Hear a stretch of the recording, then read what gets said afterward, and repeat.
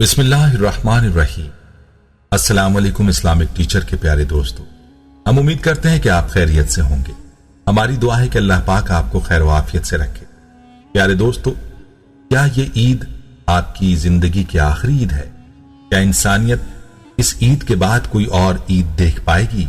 ये ऐसे सवालात हैं कि जिनको सुनने के बाद हर कोई वर्ताए हैरत में डूब जाएगा, क्योंकि ये एक ऐसा सवाल है कि जिसका जवाब किसी को नहीं मालूम और कोई भी ये नहीं जानता कि इस कायनात की आखिरी ईद कब होगी और इस ईद की निशानी क्या होगी। लेकिन दोस्तों, याद रहे कि हमारे प्यारे नबी आकाए दो जहां हजरत मोहम्मद मुस्तफा सल्लल्लाहु अलैहि वसल्लम ने इस बारे में भी अपनी उम्मत को आगाह फरमाया है।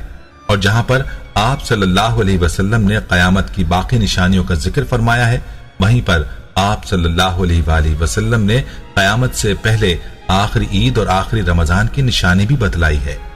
आज की वीडियो में हम आपको प्यारे नबी सल्लल्लाहु अलैहि वसल्लम की वो हदीस बताने जा रहे हैं कि जिसमें इंसानियत के आखिरी रमजान और आखिरी ईद की निशानी का जिक्र है। कयामत से पहले की आखिरी ईद की ये निशानी क्या है, इस बारे में जानने के लिए आपसे इल्तमास है कि वीडियो को आखिर तक जरूर देखिएगा। और अगर आप हमारे चैनल इस्लामिक टीचर की वीडियो पहली बार देख रहे हैं और अभी तक आपने हमारे चैनल को सब्सक्राइब नहीं किया, तो हमारी आपसे गुजारिश है कि आप हमारे चैनल को जरूर सब्सक्राइब कर लें और साथ ही लगे बेल के बटन को भी प्रेस कर लें, ताकि आपके पास फ्यूचर में हमारी अपलोड होने वाली मजीद इस्लामिक और मालूमाती वीडियोस का नोटिफिकेशन बर वक्त मिलता रहे। प्यारे दोस्तों, ये अल्लाह का फैसला है कि अल्लाह ने इस दुनिया को एक दिन खत्म करना है और इस दुनिया का खात्मा कयामत की सूरत में होगा।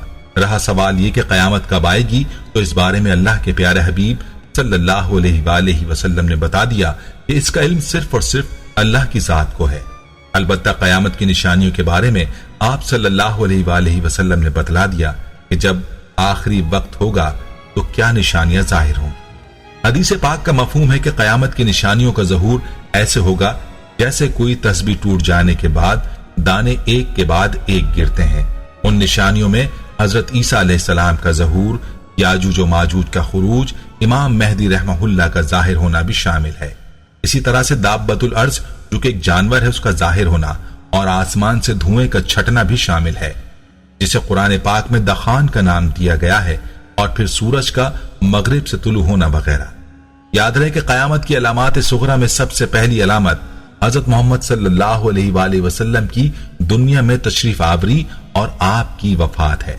पिछली आसमानी किताबों में आप सल्लल्लाहु अलैहि वसल्लम का लक़ब नबीउस सआता लिखा है, जिसके माने हैं कयामत का नबी।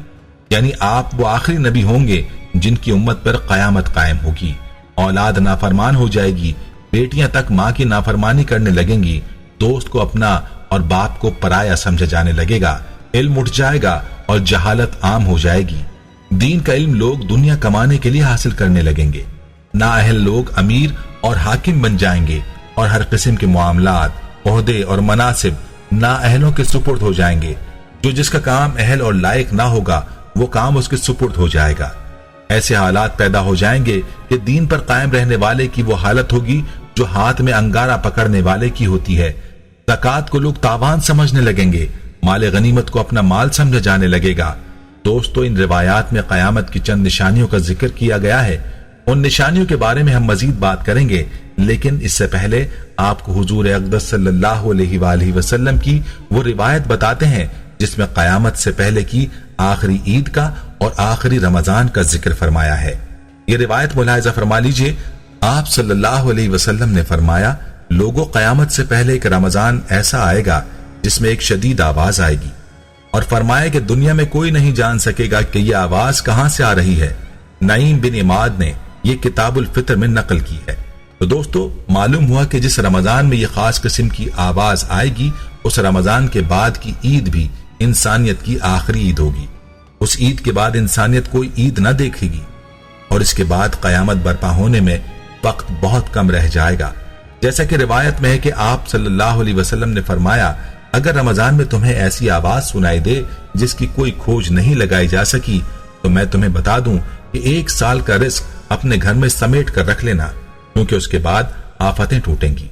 यानी ये आफतें और निशानियां आखिरत की निशानियां होंगी। तो दोस्तों, अब खुद ही सोच लें कि आज के दौर में इस कदर फितने हैं। जितनी भी छोटी निशानियां जिनका हमने अभी जिक्र किया है वो तकरीबन पूरी हो चुकी हैं और कुछ पूरी हो रही हैं। याद रहे कि इंसान को उसके अमाल की सजा और जजा जरूर मिलकर रहती है। दुनिया में भी इसका असर होता है और आखिरत में भी अमाल की सजा और जजा मिलेगी। हजरत अबू दरदा रजी अल्लाह तआला अन्हु अपने शागिर्दों को सबक पढ़ा रहे थे कि एक किसान खेत में हल चला रहा था और उसने अपने एक बैल को मारा। तो आप रजी अल्लाह अन्हु ने फरमाया, इसमें भी एक निशानी है। शागिर्दों ने पूछा, इसमें क्या निशानी है? तो फरमाया कि इस शख्स ने एक बैल को मारा लेकिन दूसरे को नहीं मारा। जो बैल सही चलता रहा उसको सजा नहीं मिली और जिस बैल ने नाफरमानी की, काम से बचने की कोशिश की, उसको मार पड़ी है। तो दोस्तों, कहने का मकसद यह है कि इंसान को अपने अमाल की सजा और जजा का सामना जरूर करना पड़ता है और दुनिया की जो आफतें हैं वो भी इंसान के अमाल ही की सजा होती हैं और अल्लाह की नाराजगी की वजह से होती हैं। आखिर में हम आपको कयामत की चंद बड़ी निशानियों के बारे में बताते हैं। इस हवाले से की रिवायत में हजरत हुज़ैफा इब्न अस्यद गफ्फारी रजी अल्लाह तआला अन्हु कहते हैं, एक दिन हम लोग आपस में कयामत का जिक्र कर रहे थे कि नबी करीम सल्लल्लाहु अलैहि वसल्लम हमारी तरफ आ निकले और पूछा कि तुम लोग किस चीज का जिक्र कर रहे हो? साहबा ने अर्ज किया कि हम कयामत का तज़किरा कर रहे हैं। तब आप सल्लल्लाहु अलैहि वसल्लम ने फरमाया, यकीनन कयामत उस वक्त तक नहीं आएगी जब तक तुम इससे पहले 10 निशानियों को ना देख लो। फिर आप सल्लल्लाहु अलैहि वसल्लम ने उन 10 निशानियों को इस तरतीब के साथ जिक्र फरमाया, पहली धुआं, दूसरी दज्जाल, तीसरी दाब्बतुल अर्ज, चौथी सूरज का मगरिब की तरफ से निकलना, पांचवी हजरत ईसा इब्न मरियम का नाजिल होना, छठी याजूज माजूज का जाहिर होना, सातवीं, आठवीं और नवीं निशानी के तौर पर आप सल्लल्लाहु अलैहि वसल्लम ने 3 खसूफ का यानी 3 मकामात पर जमीन के धंस जाने का जिक्र फरमाया। एक तो मशरिक के इलाके में, दूसरे मगरिब के इलाके में और तीसरे जजीरतुल अरब के इलाके। 10वीं निशानी जो सबके बाद जाहिर होगी वो आग है जो यमन की तरफ से नमूदार होगी और लोगों को हाँक कर जमीन हशर की तरफ ले जाएगी।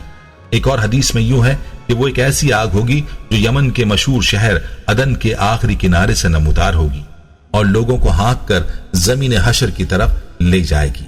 नेज एक रिवायत में 10वीं निशानी के तौर पर यमन की तरफ से या अदन के आखिरी किनारे से आग के नमूदार होने के बजाय एक ऐसी हवा का जिक्र किया गया है जो लोगों को समंदर में फेंक देगी।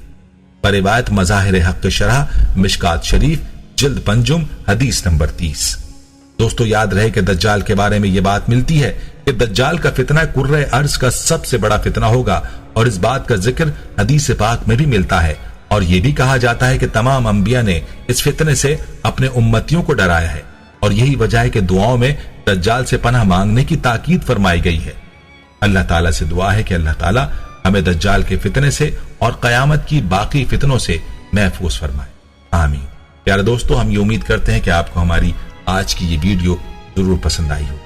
अगर आपको हमारी आज की ये वीडियो पसंद आई है तो आपसे गुजारिश करते हैं कि आप हमारे चैनल इस्लामिक टीचर को जरूर सब्सक्राइब कर लें और साथ ही लगे बेल के बटन को भी प्रेस कर लें ताकि आपके पास हमारी आने वाली मजीद मालूमाती वीडियोस का नोटिफिकेशन बर वक्त मिलता रहे।